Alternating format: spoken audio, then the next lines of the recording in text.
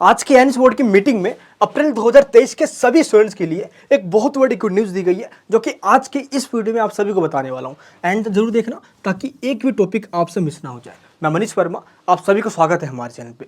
आप सभी को लगभग 5 से 10 नंबर का ग्रेस मार्किंग भी दिया जा सकता है। जो कुछ नंबर से रह जाते हैं उनको भी पास किया जा सकता है। बट ऐसे कौन से स्टूडेंट्स हैं जो पास होंगे और फेल होंगे, इस वीडियो को एंड तक देखो, आपको सब कुछ समझ में आ जाएगा। सबसे पहले एनएस बोर्ड की मीटिंग के अंदर मैडम सरोज शर्मा जी, जो कि एनएस बोर्ड की चीफ है, और सभी डायरेक्टर्स कोऑर्डिनेटर्स को इनवाइट किया गया। जो नहीं आ सकते थे उनको भी वीडियो कॉलिंग के थ्रू इसमें ज्वाइन करवाया गया। और सबसे बड़ी बात यह है, इस बार थ्योरी एग्जामिनेशन की प्रिपरेशन के लिए हम आप सभी को मैराथन वीडियोस दे रहे हैं, जो आप सभी की बहुत हेल्प भी कर रही है। लेकिन थ्योरी एग्जामिनेशन में कई सारे स्टूडेंट्स इस बात को लेकर टेंशन में है कि उन सभी के क्वेश्चन पेपर में वो क्वेश्चंस नहीं आए जो वो पढ़कर जा रहे हैं। आखिर ऐसा क्यों और किस लिए हो रहा है, चलिए आपको मैं पहले ये बता दूं।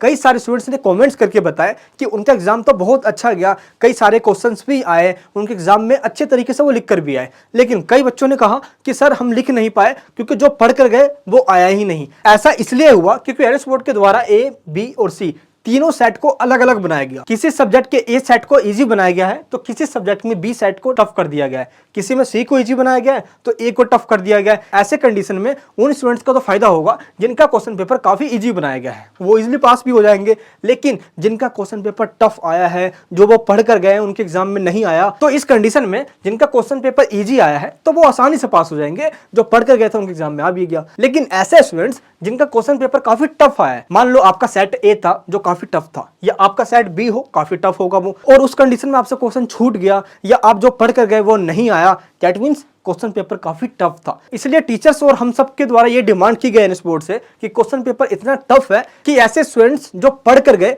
वो क्वेश्चन पेपर में आया ही नहीं, क्योंकि सेट में पूरा चेंज कर दिया गया है और जिस सेट में वो आया है ऐसे स्टूडेंट्स वो करके चले गए हैं। तो ऐसे स्टूडेंट जिनको टफ क्वेश्चन पेपर मिला था, ऐसे स्टूडेंट्स को अपने एग्जामिनेशन के अंदर कुछ बेनिफिट मिले और उनको ग्रेस मार्किंग मिले। अगर वो कुछ नंबर से रह भी जाए तो एटलीस्ट वो पास हो जाए।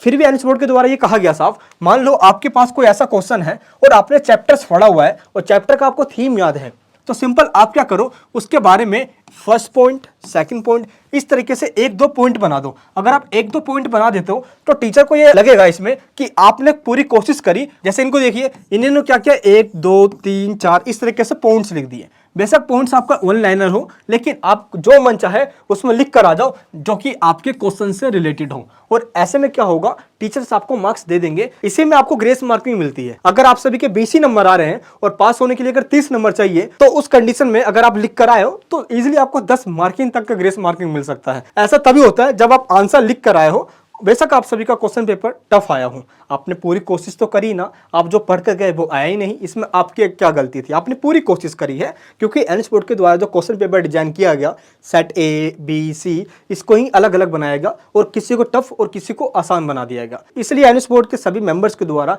ये प्रपोजल दिया गया है कि आखिर ऐसे स्टूडेंट्स की इसमें क्या गलती है। इसलिए ऐसे स्टूडेंट्स फेल ना हो जाए, इनको थोड़ा सा बेनिफिट देकर फ्लेक्सिबल चेकिंग करके इनको ग्रेस मार्किंग देकर पास किया जाए। आप सभी के जो भी एग्जाम्स हो गए उन सभी आंसर शीट को एनएस बोर्ड के हेड ऑफिस में भेज दिया गया है और फाइनली टीचर्स के पैनल के द्वारा उनको रिव्यू किया जा रहा है। आप सभी के क्वेश्चंस के अंदर कई सारे ऐसे मिस्टेक पाए गए हैं। कई बच्चों ने सिर्फ क्वेश्चंस लिख दिया है, आंसर लिखा ही नहीं है। क्वेश्चंस के आंसर लिखते लिखते बीच में ही छूट गया है, या तो टीचर ने आपका आंसर शीट छीन लिया या आपने उसके आगे लिखा ही नहीं। तो जो बच्चे ऐसी गलती करके आ रहे हैं, प्लीज ये गलती मत कीजिए। आप जो भी लिख रहे हो एटलीस्ट लाइन को तो पूरा लिख दीजिए, ताकि टीचर्स को ये लगे कि आपने पूरी कोशिश की है। आप सभी जो भी आंसर शीट में लिख कर आ रहे हो, यही आपके लिए मायने रखती है, क्योंकि आप सभी ने पूरे साल क्या किया इससे कोई मतलब नहीं है। एग्जाम में आप जो उस दिन लिख कर आ रहे हो यही मायने रखता है, यही आपको पास भी करवाएगा। सीबीएसई बोर्ड का जो रिजल्ट है ये 20 मई को डिक्लेयर होने वाला है। इससे पहले ही एनएस बोर्ड के जो एग्जामिनेशन है वो खत्म हो जाएंगे। इसी बीच सेंट्रल मिनिस्ट्री के द्वारा जो सीबीएसई बोर्ड को कहा गया है कि इस बार पासिंग परसेंटेज को थोड़ा बैलेंस बना के चलना है, क्योंकि 9th और 11th क्लास का रिजल्ट काफी नेगेटिव आया और कई स्टेट बोर्ड के अंदर कई लाखों बच्चे फेल हुए। इसका इंपैक्ट सीबीएसई पे ना पड़े, इसीलिए सीबीएसई बोर्ड भी अपने पास परसेंटेज को बढ़ाएगा। इसका सीधा बेनिफिट एनएस बोर्ड के स्टूडेंट्स को भी मिलेगा। अगर आप सभी के टीएमए और प्रैक्टिकल में अच्छे मार्क्स आ जाते हैं तो इन दोनों के मार्क्स को ऐड कर आप सभी के थ्योरी के मार्क्स को ऐड करके फाइनली आपको पास कर दिया जाएगा। तो टीएमए और प्रैक्टिकल के मार्क्स आपके बहुत मायने रखते हैं आप सभी की थ्योरी एग्जामिनेशन में पास करवाने के लिए। बाकी इस बार भी सेंटर पे वो सेम प्रॉब्लम देखी गई जो पिछले साल भी देखी गई थी। सेंटर पे टीचर आपसे पैसे की डिमांड कर रहे हैं, कई बच्चों को अलग रूम में बिठाया जा रहा है और जबरदस्ती कई बच्चों को धमकी तक दिया जा रहा है कि आप सभी 5,000 पे दो, 10,000 पे दो, 2,000 पे दो, 1,000 पे दो, देन हम आप सबको चीटिंग करवाएंगे। और ऐसे स्टूडेंट जो चीटिंग करके अपना एग्जामिनेशन दे रहे हैं, तो आप सभी को यह बात समझना होगा, अगर इनका आंसर शीट सामने वाले का या इससे सभी का आंसर शीट बिल्कुल सेम हो जाएगा, तो ऐसे में जब टीचर कॉपी चेक करेंगे तो सबका आंसर शीट सेम पाया जाएगा। ऐसे में टीचर आंसर शीट चेक नहीं करेंगे और आप सभी को एक लेटर दे दिया जाएगा जिस लेटर पे ये लिखा होगा कि आप सभी का अनफेयर मींस में नाम आया है और आपने इस सब्जेक्ट के अंदर चीटिंग करी है, जिसका वजह से आपका जो रिजल्ट है वो RW यानी कि रिजल्ट वेटिंग में है और आप सभी का रिजल्ट डिक्लेयर नहीं किया जाएगा। ऐसे में लास्ट टाइम भी कई सारे ऐसे स्टूडेंट्स रहे हैं जिनका ईयर पूरा बेकार हो गया और मैं नहीं चाहता इस बार आपके साथ भी हो। आप अपने एग्जामिनेशन रूम में जैसे भी आंसर लिखते हो, बट इस चीज का ध्यान रखना कि आसपास का आंसर बिल्कुल सेम ना हो जाए, थोड़ा बहुत उसके अंदर चेंज करना, अपने आगे पीछे वाले से आंसर अलग रखना, अदरवाइज एनएस बोर्ड इस पे एक्शन लेगा और आप सभी का रिजल्ट डिक्लेयर नहीं करेगा। ये पिछले बार भी हुआ था, इसलिए आप सभी को मैं इस बार भी बता रहा हूँ ताकि आपके साथ ऐसी दिक्कत ना आए। ऐसा नहीं है कि एनएस बोर्ड से बच्चे पास नहीं होते, पास भी होते हैं और दुनिया भर के अंदर झंडे भी गाड़ते हैं। मैरी कॉम, जिनको कौन नहीं जानता, एनएस बोर्ड से पढ़ी हुई, बॉक्सिंग के अंदर दुनिया भर में भारत के झंडे गाड़ने वाली। आप इनको देखिए, टाइपिंग में इनको 10 टाइम्स गिनीज वर्ल्ड रिकॉर्ड में इनका नाम आया। ऐसा नहीं कि एनएस बोर्ड के स्टूडेंट्स ने कुछ किया ही नहीं है, बॉलीवुड से लेकर स्पोर्ट्स में, डिफेंस में, हेल्थ में, एजुकेशन में, कई सेक्टर के अंदर